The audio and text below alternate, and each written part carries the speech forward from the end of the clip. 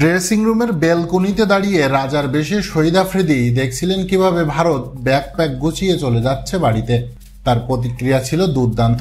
যেন দেখছেন একটা দেশ কিভাবে স্বার্থপর হয়, কিভাবে সমর্থকদের আশা আকাঙ্ক্ষা নিমেষেই শেষ করে দিয়ে শুধুমাত্র নিজেদের স্বার্থের জন্য চলে যাচ্ছে দেশে।